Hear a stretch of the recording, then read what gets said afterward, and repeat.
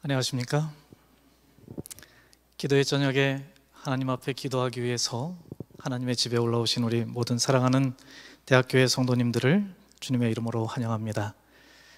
우리 심령 각자의 마음속에 성령께서 풍성히 임하여 주셔서 주님만이 주시는 평화, 안식 그리고 위로를 받는 한 시간 되기를 간절히 기도합니다.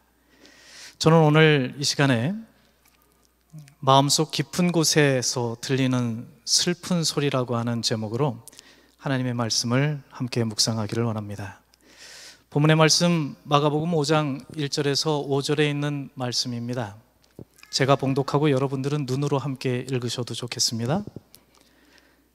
그들은 바다 건너편 거라사 사람들의 지역으로 갔다. 예수께서 배에서 내리시니 곧 악한 귀신 들린 사람 하나가 무덤 사이에서 나와서 예수와 만났다. 그는 무덤 사이에서 사는데 이제는 아무도 그를 쇠사슬로도 묶어둘 수 없었다.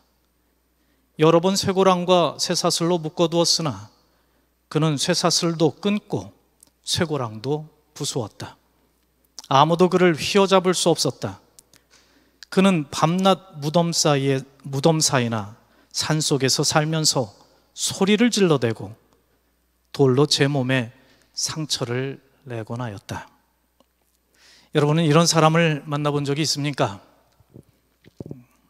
만나는 사람에게 항상 울분과 상처, 분노와 폭력을 가하면서 심지어 자기 삶도 망가뜨리고 부수며 사는 사람, 부끄러움과 수치를 모르고 자기 멋대로 살아가는 무례하고 불편한 사람, 남들의 불행은 그리고 고통은 아랑곳하지 않고 나만 행복하면 그만이다라고 마음속에 탐욕 가득한 사람, 남의 소리는 아랑곳하지 않고 쉬지 않고 자기 소리만 냅다 질러대는 사람, 6,700명의 귀신이 마치 그의 삶을 쉬지 않고 흔들어대는 것처럼 안정과 평화는 그 삶에서 찾아보기 힘든 사람, 이제는 사람의 면모가 거의 남아있지 않아서 하루하루 절망 속에서 고립된 야수처럼 본능만 내비치며 살아가는 사람. 여러분은 이런 사람을 만나본 적이 있습니까? 이런 사람이 어디 2000년 전 거라사 지방에만 있었을까? 저는 가끔 부끄러운 소리지만 저희 집 거울 속에 비친 제 자신의 모습 속에서 이런 사람을 만날 때가 있습니다. 아내와 아이들 앞에서 소리를 고래고래 지르던 지난날의 모습 속에서도 저는 이런 사람을 만나본 적이 있습니다.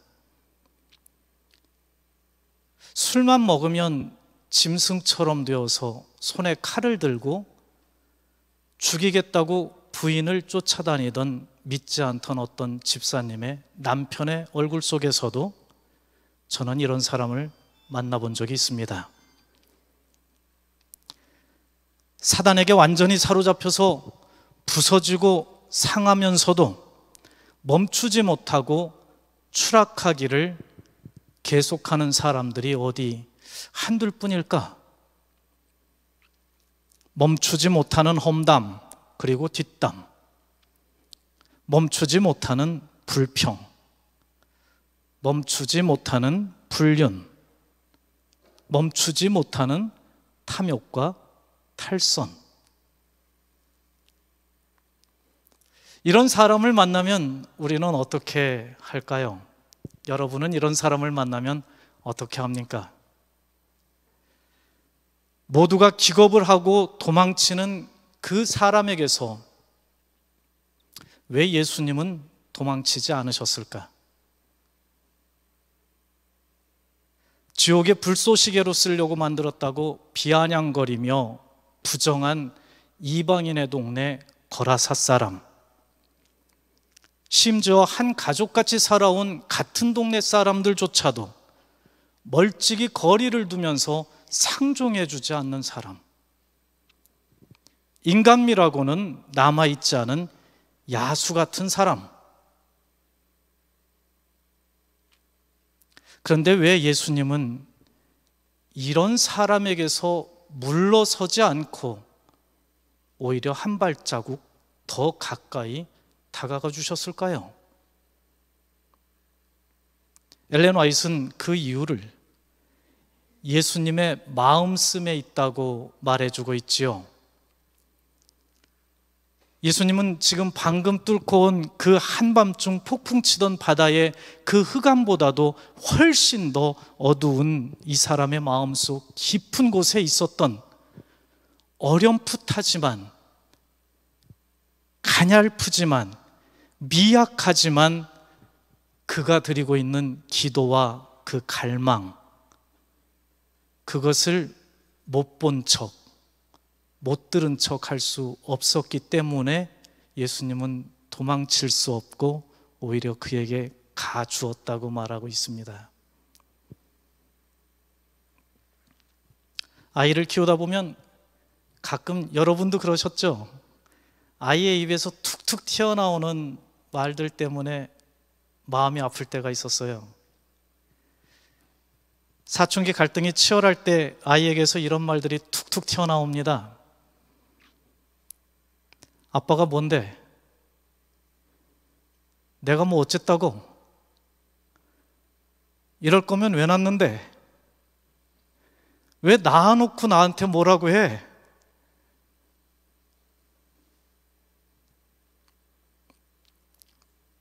막말인 줄 아는지 그래 놓고는 아이는 막 울지요.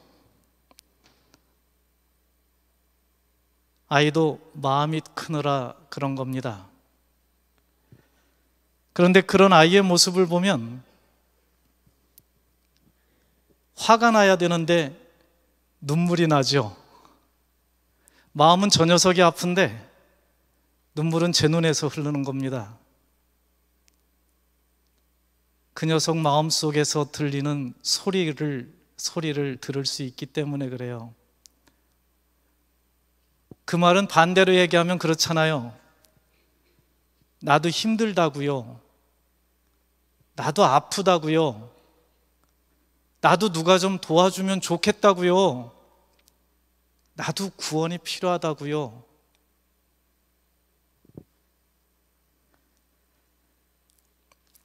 그런데 그날 함께 흘려주는 그 아비의 눈물이 아이의 묶인 마음을 풀어주고 그날 그 아이의 마음은 한자 크게 더 자라나는 겁니다. 목회를 하면서도 그런 경험을 하잖아요.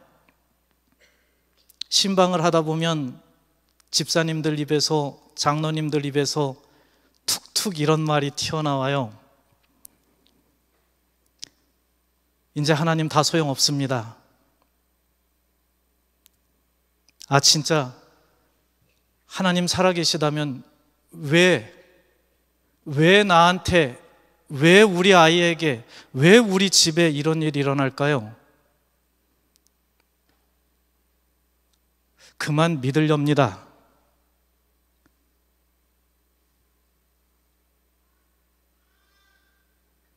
이런 막말을 쏟아내는데 하나님은 자꾸 그 사람 옆에 서서 울지요.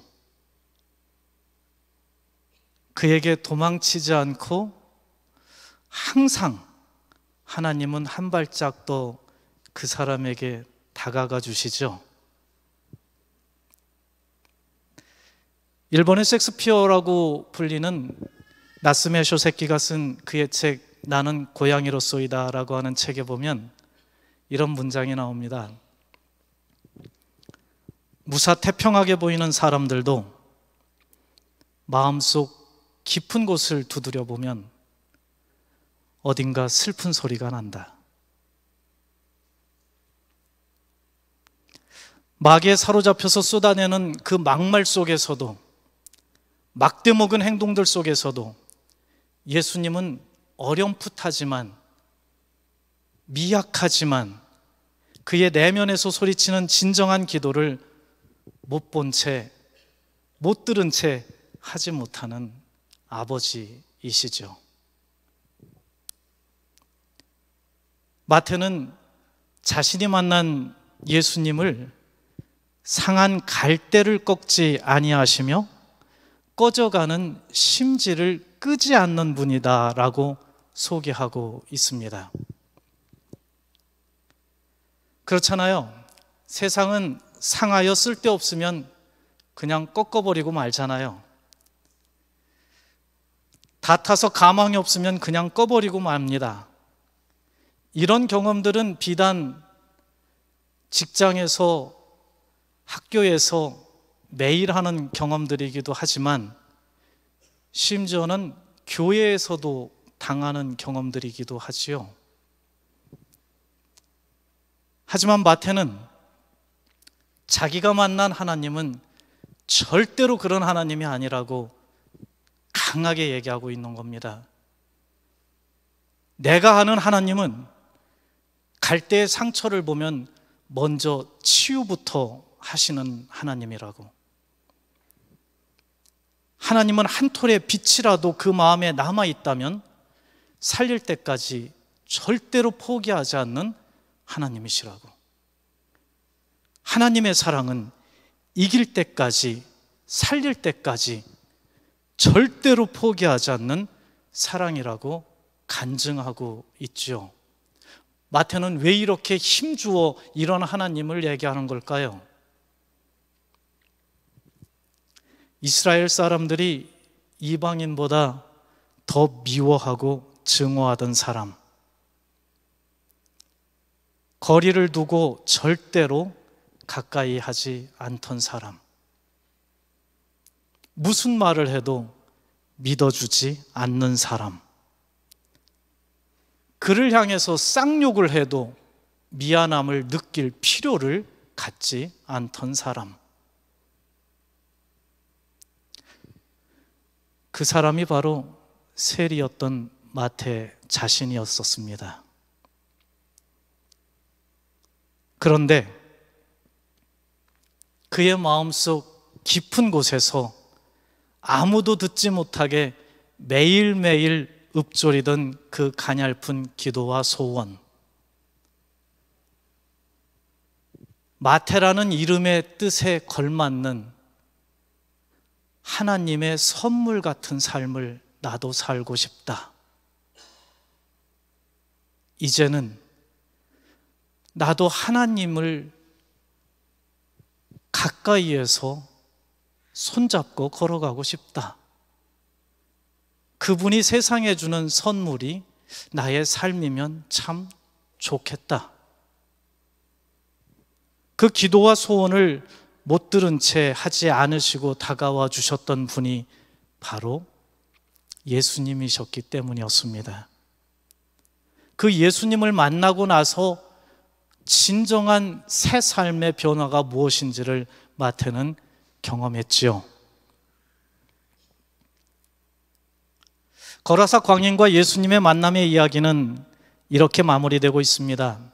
예수님으로 인해서 온전한 정신과 삶을 회복한 그 사람, 그래서 예수님을 따라가면 너무 좋겠다고 애걸을 하며 따라 나섰지만 예수님은 그를 받아주지 않으시고 10개의 마을이 붙어있는 그 데가볼리 지역에 홀로 남겨두셨었습니다.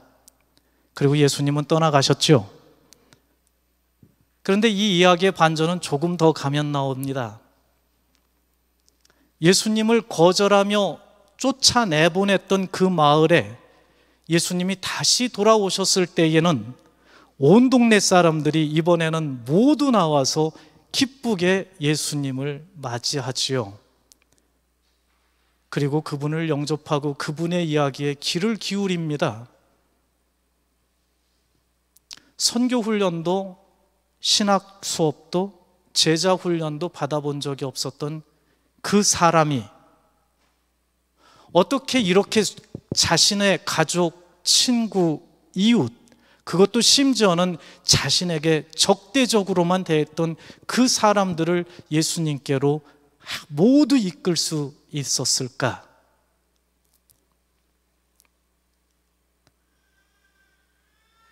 엘렌 화이트는 예수님을 만나서 변화된 삶과 품성의 진실한 변화, 거기에 그 증거의 능력이 있었다라고 우리에게 알려주고 있습니다. 재림전 세상을 살아가는 그리스도인들은 어떻게 이 세상 사람들을 예수님 앞으로 다시 모이게 할 수 있을까요? 새 천사의 기별의 사명을 들고 산다고 하는 우리는 그 천사의 나팔 소리를 어떻게 불어낼 수 있을까? 요한계시록의 기자는 새 천사의 나팔은 입으로 부는 나팔이 아니라고 얘기해 주고 있죠. 그 나팔은 삶으로 불어야 소리가 나는 나팔입니다. 우리는 자주 우리의 신앙에 대해 의문을 던집니다. 이 질문은 세상이 교회를 향해서 던지는 질문이기도 하지요. 설교가 수없이 쏟아지는데 성도들의 삶은 왜 변화되지 않는 걸까? 왜 청년들과 어린이들은 오히려 교회를 떠나가는 걸까? 기독교 작가인 데이브 키네만이 쓴 그의 책 나쁜 그리스도인이라고 하는 책에서 이분은 그 이유는 진정한 변화를 경험하지 못하는 우리들의 신앙의 현주소에 있다고 아주 냉정하게 이야기하고 고발합니다. 그의 말을 보면 이렇게 얘기합니다. 말뿐인 하나님의 말씀, 말뿐인 기독교, 말뿐인 기독교인이 무슨 소용이 있단 말인가? 성경을 읽고 지식과 정보를 얻는 이들은 많지만 삶의 열매가 보이질 않는다. 수없이 많은 설교들이 쏟아지지만 성도들의 삶은 변화되지 않는다. 신학적 지식은 늘어가는데 불신자들이 주목하고 따를 만한 모범적 삶은 드러내지 못한다. 말은 많아지되 예수님을 실제로 경험하고 그분의 모습대로 현저하게 변화된 삶의 모습을 보이는 이는 심히도 적다. 나는 칼바르트를 별로 좋아하진 않지만 그가 한 다음 말은 마음에 든다. 말씀이 육신이 되었다가 신학자들을 통해서 다시 말이 되었다. 기독교 최고의 변증가 중에 한 명이라고 하는 C.S. 루이스는 순전한 기독교라고 하는 그의 책에서 데이브 키네먼과 같은 사실을 우리에게 강조해 주고 있지요. 우리들의 신앙의 진정한 목표가 마음속 깊은 곳에서 진심으로 하나님을 만나는 경험에 있어야 한다. 그러면서 그는 이렇게 말을 합니다. 모든 그리스도인은 작은 그리스도가 되어야 한다. 그것이 그리스도인이 되는 목적의 전부이다. 엘렌 화이트도 비슷한 말씀을 하셨지요. 나는 좋은 그리스도인이 되는 것이 목표이다. 여러분, 오늘 우리가 이 저녁에 나와서 이 바쁜 시간에 할 일도 많은데 하나님의 집에 와서 하나님의 말씀을 묵상하고 기도하는 시간을 갖는 이유는 뭘까요? 예수님 닮고 싶어서지요. 그 귀한 돈을 들여서 헌금을 하고 없는 시간을 쪼개서 봉사를 하는 이유는 뭘까요? 목표는 하나지요. 예수님 닮고 싶어서. 우리 신앙의 그 목표가 흐려지거나 흔들리거나 사라진다면 어쩌면 우리는 말뿐인 말 밖에 남아있지 않은 그리스도인이 될지도 모릅니다.